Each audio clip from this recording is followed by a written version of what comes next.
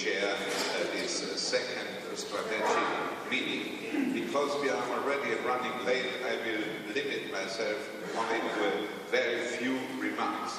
First of all, I think there is broad agreement, at least in this room, and it was mentioned before, that when we discuss global bioeconomy, we only discuss a sustainable global bioeconomy. I think this is really of utmost importance.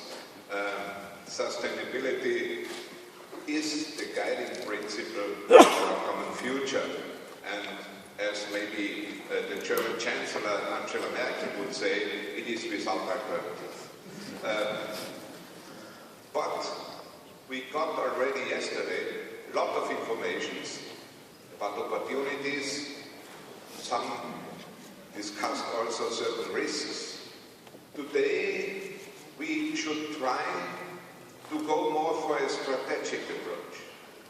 And this means that we must discuss, first of all, how to engage in a sustainable global bioeconomy. Because at the moment, I think there's a certain split. There are two groups of people. One group very much engaged, like you here, and another group almost ignoring the importance of the bioeconomy.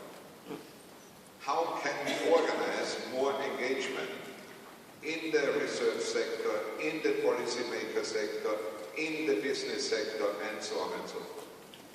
And the second important element, in my view, is how to connect. I think we must bring together the different scientists, the different disciplines. We need an interdisciplinary approach if we would like to make progress in this area. But then also, how do we bring together the different decision makers? The researchers with the policymakers, with the entrepreneurs, with the civil society, and so on and so forth. How to connect, if we would like to make the bioeconomy functioning and operational, we need these connections. The third element, I would say, is we must also prioritize. It is not everything of the same importance. And there should be a certain hierarchy, especially when we think about, for example, cascade use.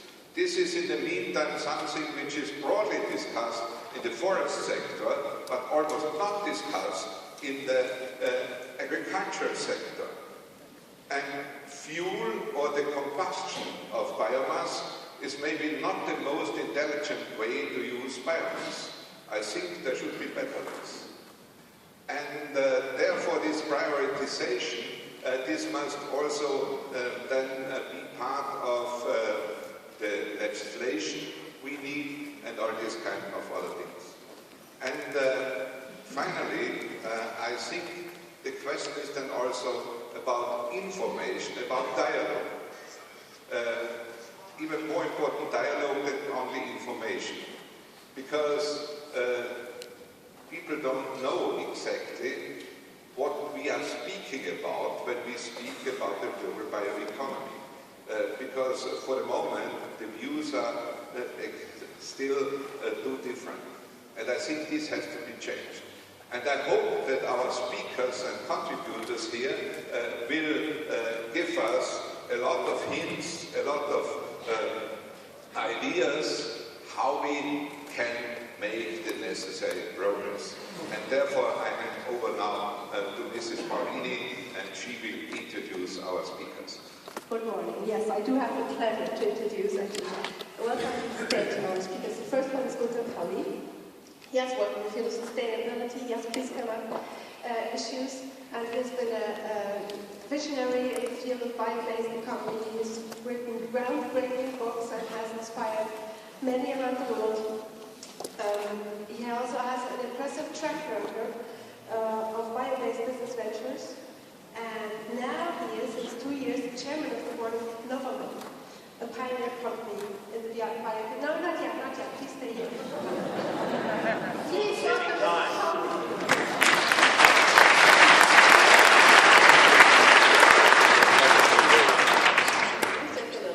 he will be the first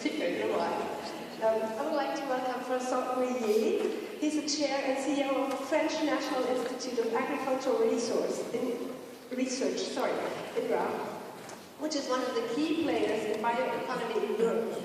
Mr. Goulier has a wide experience in multidisciplinary bioeconomy research nationally and internationally, and he serves as the chair of the board of the European Forest Institute. Welcome.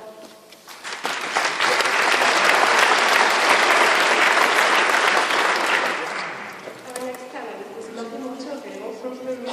He's the director of the Markets, Trade and Institutions Division of the International Food Policy Research Institute in Washington, D.C.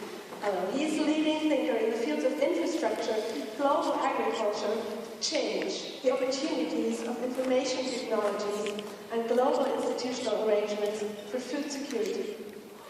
He serves as advisor to the UN and G20. Welcome, Mr. Torrero.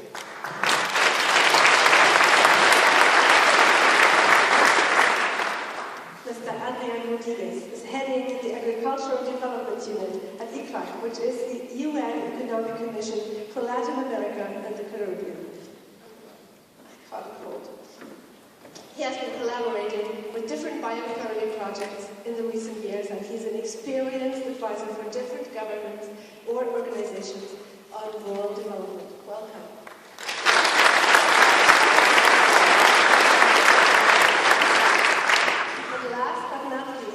Please welcome with me Amit Kumar. He has worked for more than 30 years in the field of renewable energies. He's mechanical engineer by training and dean at the Terry University in Delhi, India. He leads the UN Sustainable Energy for All capacity building project and is an experienced scientist and policy advisor being involved in the development and implementation of renewable energy concepts in India, Sri Lanka, and Bhutan. Welcome.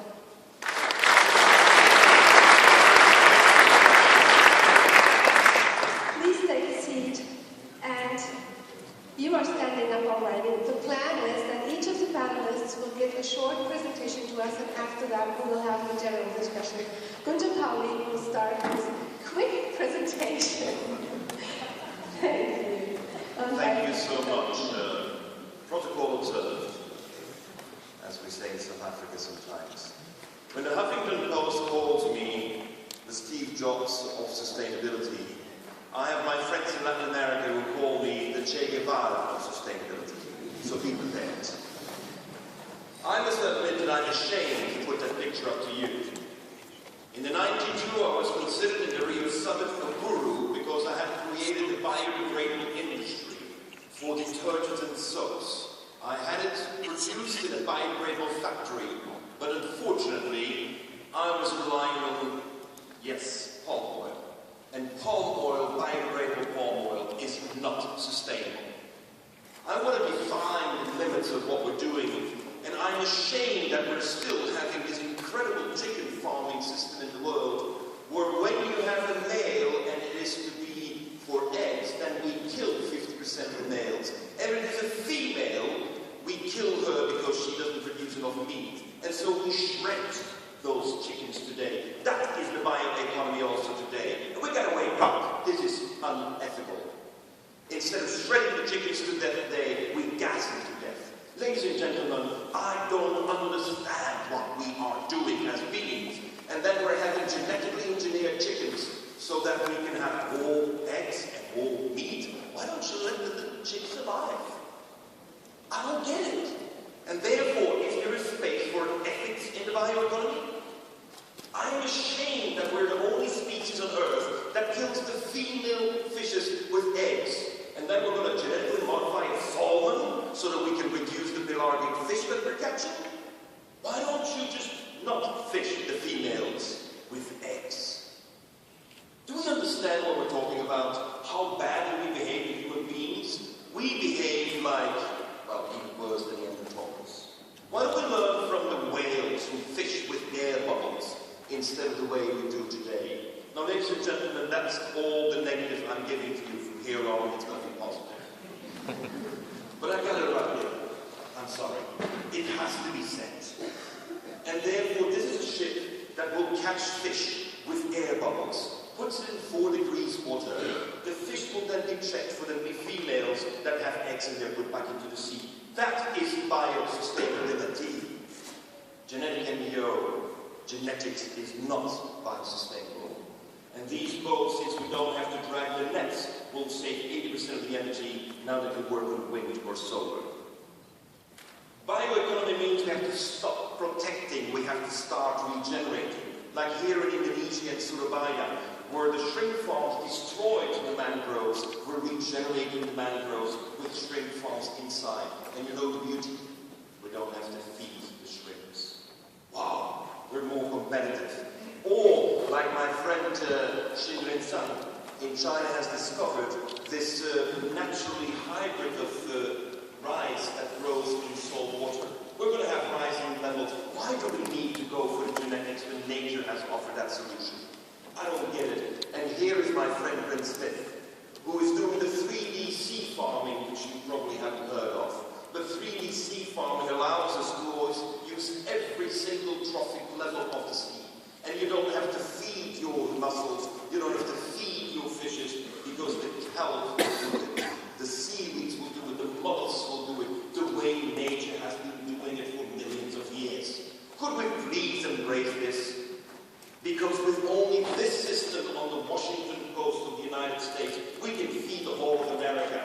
The only difference is that we're relying on 1 million farmers instead of 2 multinationals.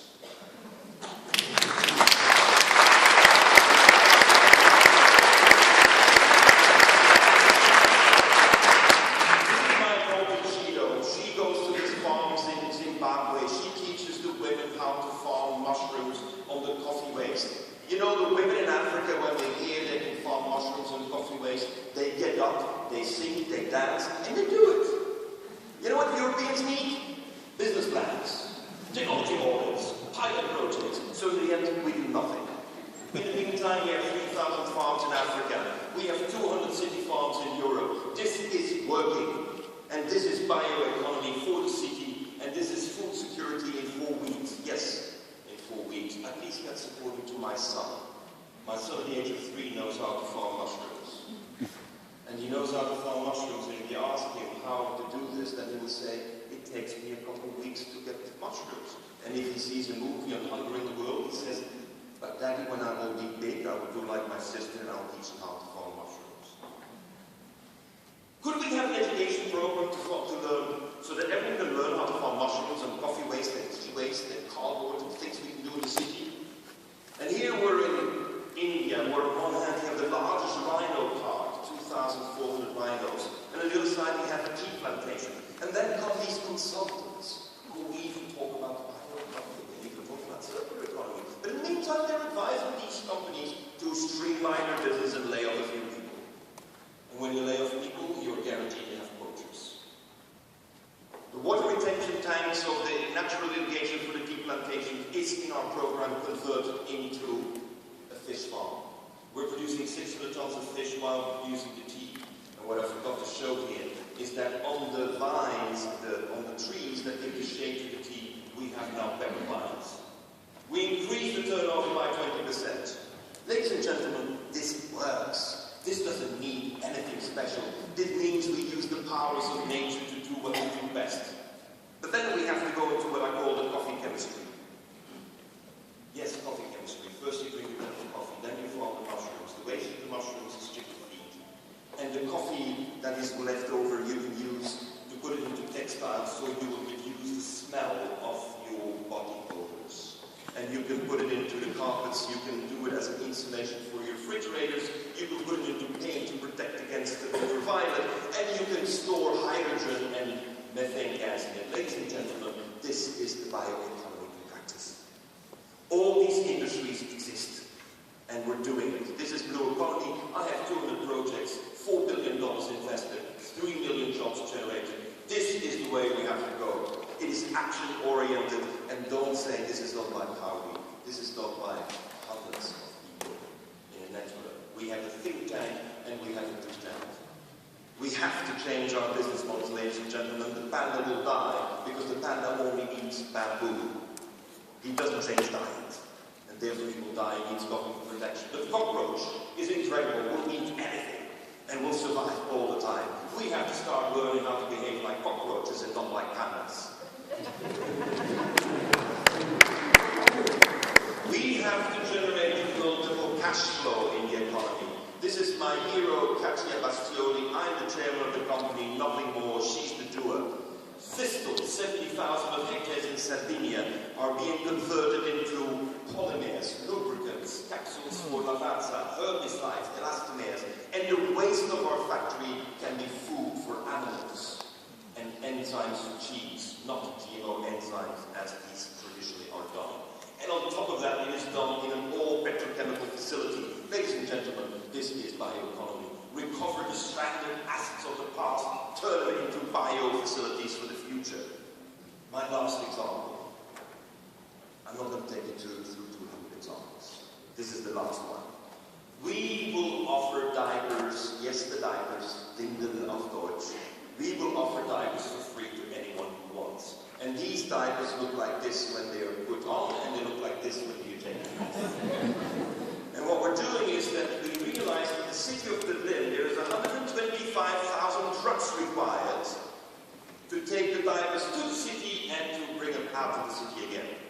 That is converted to black earth. And black earth is used to produce fruits. Every baby produces enough black earth per year for 1,000 fruits. 1,000 fruits will help us redesign the city. If 1,000 babies provide this, for 25 years, we will have 25 million fruit trees. 50 kilograms per fruit tree means 1,250,000 tons of fruits. Because 1,000 babies are not throwing, their parents are not throwing in diapers into the dump, but using it to make their bed. Pflücken erlaubt, and the trees are offering you fruit for free. For 1,000 babies, this is 40 jobs. This is the lady who's leading and she's in the audience. Say hi to them. If we only teach children, I'm concluding, if we only teach children all we know, they will never do better than we do. Every single successful story we've had in the world we translate into a fame. Ladies and gentlemen, the biggest constituency we have neglected are the children. We have to inspire the children. And I'm glad to report to you that the Chinese government has decided that education of children on sustainability is the key to turn society to sustainability. With the words of Nelson Mandela, I will conclude. It always seems impossible until it's done. Thank you.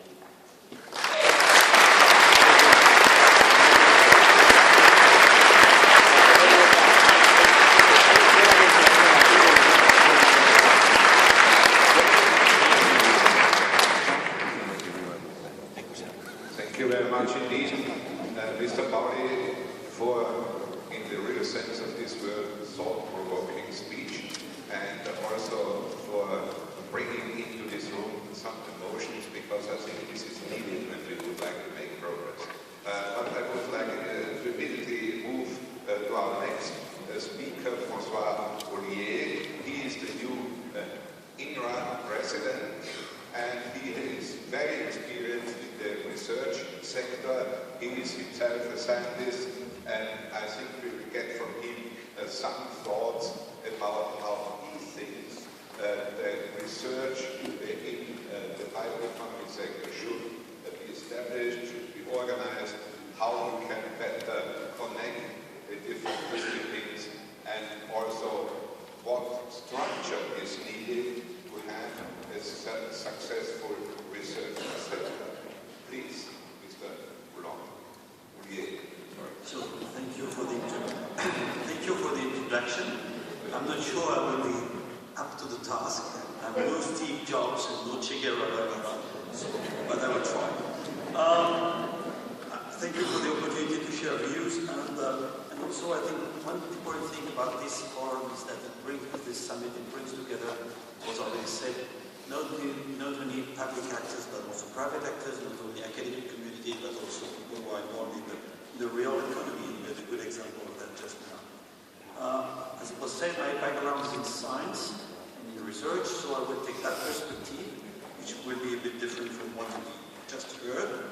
And the last thing I wanted to say is that I will speak also as a French. Being French, I come from a country where there is no dedicated bioeconomy strategy at this stage, but we are elaborating one. This is also a country that has funded quite a lot of large projects. Maybe we can come bioeconomy umbrella, so without any strategy, under the stimulus package that was launched in 2010, there was quite a set of large projects that were started. I'm also a co-author of a roadmap, a proposed roadmap of the French government. And this is a roadmap about innovation in agriculture, but we insisted on the role of bioeconomy in this roadmap.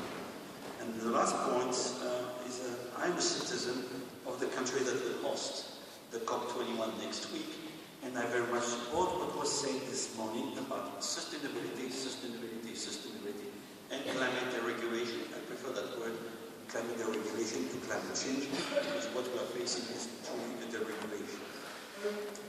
With that in mind, I would like to start with 4 observations.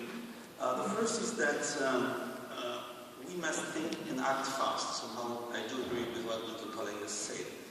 We have a demographer in France who says that by now the food production could feed either 15 billion people with vegetarian diets and without waste, or 4 billion people in the world with French diet, and only 2 billion people if we have a carnivorous diet with waste. So this gives an idea of the magnitude of the challenge that we are facing. So even if bioeconomy were only limited to food and agriculture, we see that there is a big challenge to be addressed. And bioeconomy, as was said this morning, is not only about food and agriculture, it's also about other uses of biomass. And so we clearly see the importance of the challenge, especially if we think to climate change or to climate regulation. The second thing which is illustrated here is about the fact that the concept of bioeconomy has gained momentum, not only in the society, among private actors, but also in the scientific community. But not that much, not that much. If you look to the first papers in the Web of Sciences, which refer to bioeconomy or to bio-based economy, the first papers are dated from 2000. This has increased. This is illustrated on the left side of the figure. The number of papers has increased. But we are not speaking today of thousands of papers which have as a topic or as a keyword bioeconomy. We are speaking only of hundreds. There are more papers in biorefinery which refer to biorefinery than papers that refer to bioeconomy. And I feel this is something that we have to have in mind, which probably means that the scientific community still has not really taken up this concept. We are aware that we put projects, for example, we apply projects at the EU under the bio-based program, but not so many scientists refer spontaneously to bioeconomy when they publish a paper. The third thing is that there is a sort of contrast also, this is illustrated by the kind of map that you have here, is a sort of contrast between the broad view of bioeconomy that was shared this morning, fisheries, forestry, agriculture and food, biomass for energy, the need for a wide spectrum of disciplines ranging from social and economic sciences, ecology, to biotech, to agronomy, and the kind of papers that have been published recently.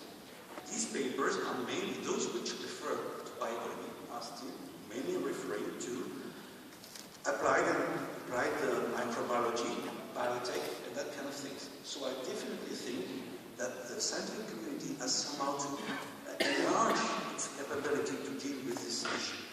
And the last point is that there are obviously variations across countries which are visible. It's not pictured here. If you look to the authoring of the papers which refer to bioeconomy, for example, there are 3 clusters which are clear. There is a cluster of Northern and Central European countries and China. There is a second cluster of Southern Europe countries and Latin America. And there is a cluster of USA, Canada, and UK. And you can see that when you look at the papers. So meaning that this is a concept that is well agreed upon, but there are variations within that. And I think that this scientific concept is not fully stabilized now, and that it's not still well used by the scientific community. I have too many things to say, so we'll skip a few things we wanted to say. If we look at the bioeconomy from a research perspective, I heard what the colleague just said.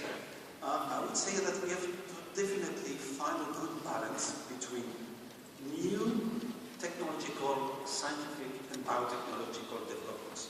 I definitely feel that there is room for improvement in the field of biotechnology, for example. One of the changes that occurs is that we very much relied in the past on chemistry, on chemical processes, and we are discovering that biotechnological processes are as safe, or can be as safe, as reliable, and sometimes more environmentally safe than chemical processes. So I definitely think that there is room for developments, scientific developments, and biotechnological developments. But simultaneously, biotechnology itself will not provide sustainability. Sustainability can only be addressed if we have a systems view of what you presented just now. So definitely there is a need to balance between developments which are in the field of biotechnology, to, for example, understand the role of microbial consortia, which is a fascinating area in the field of science, but simultaneously we have to develop the systems approach.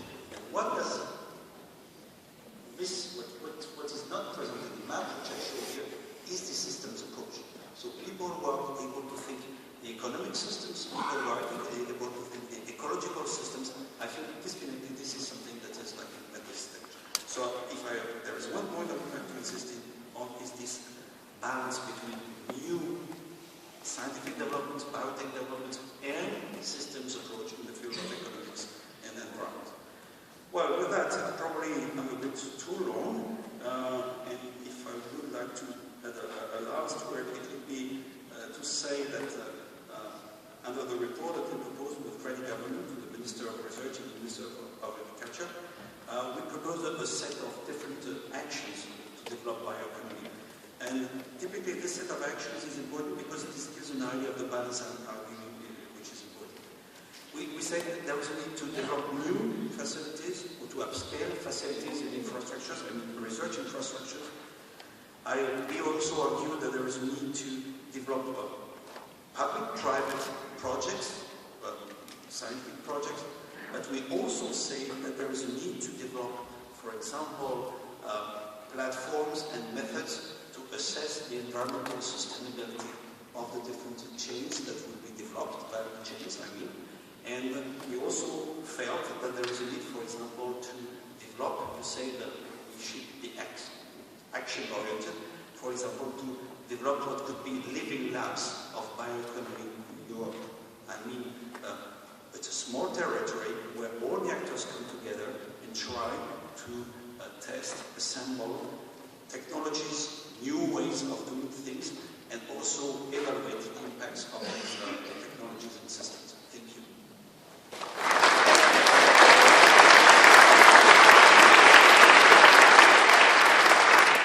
Thank you for this strong plea for strong and sound science in the development of bioeconomy. Mr. Tudero, you are the next speaker. Please come up. You are from IFPRI has a vision of a world without malnutrition and without hunger. And how do we have to develop bioeconomy against that? The title of your talk is Infrastructure, ICT, and Bioeconomy. Okay, thank you so much for the invitation. What I'm going to do today is basically to focus in looking at what are the key challenges, at least I observe from my own perspective, for the transition to the bioeconomy. And as you have heard yesterday and today, there are several challenges that we are facing and things that we need to approach. And bioeconomy is one of those. I don't see bioeconomy as a panacea that will solve everything, but it's one of those mechanisms that will help us to resolve all these global challenges that we are facing. The important thing is how we do it in a way that we assure sustainability and assure improvement in terms of providing better food, more nutritious food, and also be able to resolve some of these challenges. So let me start first with the definition, because I thought it was important to have a simple definition around it, which is taken from Wikipedia. But the two things that I want to raise from this definition is one, to improve in the process of production, and the second one is basically to improve and innovate ecologically. And why is this important? Because if we try to map this to respond to the population growth and to the challenges that we have in terms of demand, we need to look at two options that could resolve this problem. The first option, of course, is to improve efficiency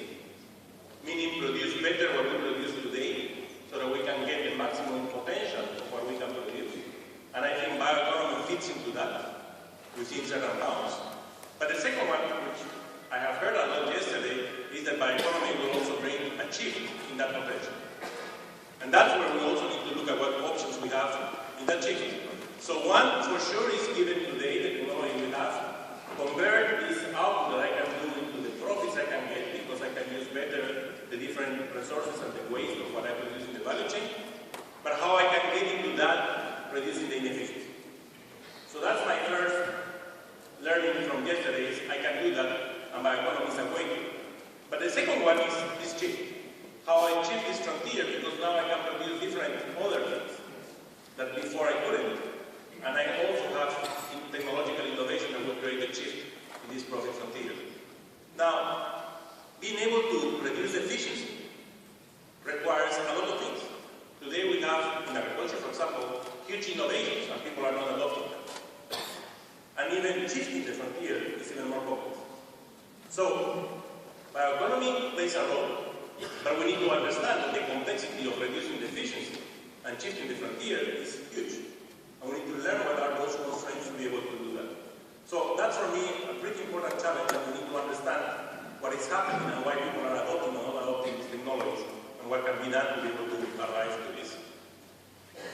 The second challenge, which I think is important in this transition, is to value externalities, positive or negative. And just to give you an example, if we just focus in water and pricing water, we know that there is a significant stress risk on water.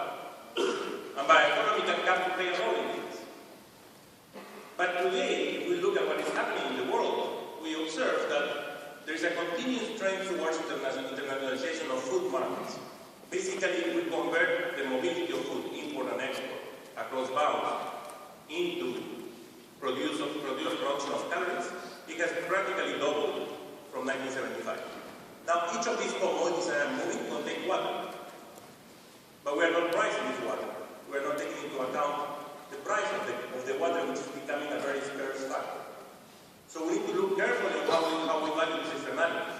If we are going to exploit more the biomass, which are the externalities that we need to capture, and we need to price when we look at this. So, pricing water is important, but also recognize carbon as a global externality and value carbon as a carbon credit. That's something pretty important to do and something that we need to take into account. The third challenge, which was got my attention yesterday a lot, because we talked a lot about supply. And even this morning, we heard a lot about supply. We can do this, we can produce this, we can create this innovation in different ways. A, B, C, D, E. But we never talk about demand. And demand is essential. One of the issues that we know by default is that in the previous food crisis, for example, there was this competition between food for energy and food for food. And that creates some problems, and we need to take that into account. So we have several pressures in terms of additional food demand, additional bioenergy demand, additional industrial demand, biomass demand. And that will affect what we do, because we have to make decisions. If the price has to go up because of increasing demand, then what we are going to do, reduce feedstock, be more efficient to reduce feedstock, increase yields. All the multiple choices that the BioEconomy is trying also to bring up. But we need to take into account that demand. But it's not only the demand in terms of this competition. It's now, for example, an illustration with the first generation of biofuels, how the shift of the land use happened. But not only looking at this pressure that we know is going to happen, but also it's pretty important to understand the behavior of the consumers. Yes, we can innovate on how we produce cookies, but will the consumers accept it? What is the labeling we need to have in place to protect our consumers? What are the regulations that we need to have in place? The same with adoption to reducing efficiency, the same with adoption to shift the frontier. We need to understand our demand. That's the only way we can look at this interrelationship between demand and supply. So I would think that in this transition process, if we don't take into account the demand side, we clearly will go into a failure pathway, and we need to avoid that. Finally, my last comment is on the inclusiveness. So, a lot of what I have heard is big companies doing big things. And what happens with all the small producers that FAO mentioned at the beginning? What happens with all the small producers who basically control most of the agriculture in Sub-Saharan Africa, in Latin America, in in many Asian countries, especially. Latin America is different because smallholder has a different definition. But in Asia and Africa, how we make a process in which bioeconomy can become inclusive. And that requires many things. So clearly, there is a huge opportunity for smallholder. I was hearing yesterday in the parallel sessions what Germany is doing, and I was thinking, okay, why we don't, if we are able to do with bioeconomy multiple products as a result of the biomass, and now with this new value added, we can mobilize this biomass. I can create a significant value chain of a lot of aggregation of value, reducing inefficiency, shifting this frontier. I can do public investments to create those plants. And basically, farmers can deliver to those plants, and then I can create multiple products that can be movable at a cheaper way than with the biomass. But that requires significant innovations in contract farming, for example. How we can make contract farming fair so that we can create these linkages. It also requires an adequate regulation framework. We need to carefully think what regulation framework needs to be in place to avoid problems and to avoid that we take and abuse the potential options that bioeconomy is going to bring up. So that's basically the 4 points I wanted to make, and I just want to finish with 3 key points. One, agriculture is critical, so I'm more focusing on rural areas. Bioeconomy brings a huge opportunity, but we need to be careful. It's important to understand the changes and the drivers. It's important to monitor them. It's important to have the tools to model them so that we can assess the different impacts. And it also offers a huge opportunity, but we need to properly regulate and to create institutions to be able to make this work for the future. Thank you so much.